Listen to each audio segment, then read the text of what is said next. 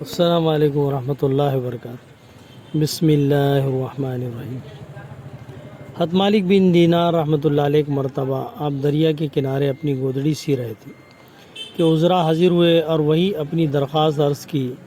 حضرت نے اپنی سوئی دریا میں پھینک دی اور ارشاد فرمایا، تم عمرہ حکام کہلاتے ہو، میری سوئی دریا سے نکال دو۔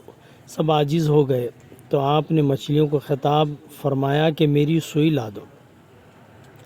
سینکڑوں مچھلیاں سونے کی سوئیں منہ میں لیے ہوئے حاضر ہوئی۔ ایک مچھلی کے پاس خود حضرت کی سوئی بھی تھی۔ آپ نے اپنی سوئی لے لی اور ارشاد فرمایا، میری سلطنت اب سارے جہاں پر ہے، تمہاری اس عارضی سلطنت کو لے کر کیا کروں گا۔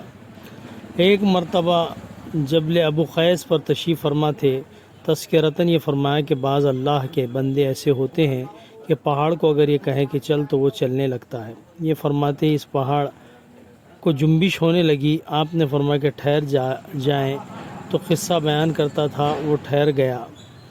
ایک مرتبہ کسی بزرگ صاحب کرامت سے فرمایا کہ معاش کی کیا صورت اختیار کر رکھی ہے۔ انہوں نے کہا کہ مل جاتا ہے تو کھا لیتا ہوں ورنہ صبر کرتا ہوں۔ کہا یہ تو شہر کے کتے بھی کر لیتے ہیں کہ ملا کھا لیا ورنہ نہیں، کام یہ ہے کہ ملے تو اثار کرے، نہ ملے تو صبر کرے۔ ایک مرتبہ کسی نے دریافت کیا کہ تم کس کے بندے ہو؟ یہ سن کر لرز گئے اور بے ہوش ہو گئے، اور جب ہوش میں آئے تو یہ آیت پڑھی، وَكُلُّ مَنْ فِي السَّمَاوَاتِ وَالْأَرْضِ إِلَى الرَّحْمَنِ عَبْدًا۔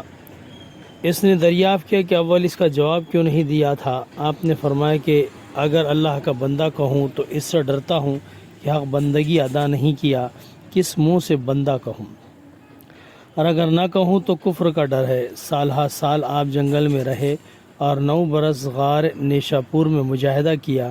آپ ہمیشہ اپنے ہاتھ کی کمائی کھاتے، کبھی لکڑیاں بیچتے اور کبھی کسی باغ کی باغبانی کر لیتے تھے۔ چنانچہ ایک مرتبہ آپ باغبانی کر رہے تھے، ایک سپاہی آیا اور اس نے ایک پھل طلب کیا۔ آپ نے انکار فرما دیا۔ اس نے ایک کوڑا مارا۔ آپ نے فرمایا سر جھکا دیا۔ آپ نے اپنا سر جھکا دیا اور فرمایا جس سر نے اللہ عز و جل کی نافرمانی کی وہ مار ہی کھانے کے قابل ہے۔ اس پر وہ سپاہی کچھ چونکا اور معذرت کرنے لگا تو آپ نے فرمایا جس سر کی معذرت کی جاتی تھی وہ میں بلخ ہی میں چھوڑ آیا۔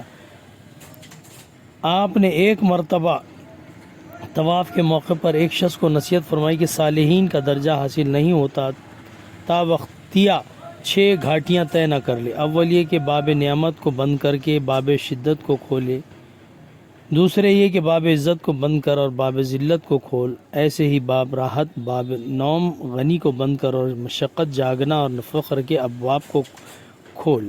انشاءاللہ آئندہ کل بیان ہوگا۔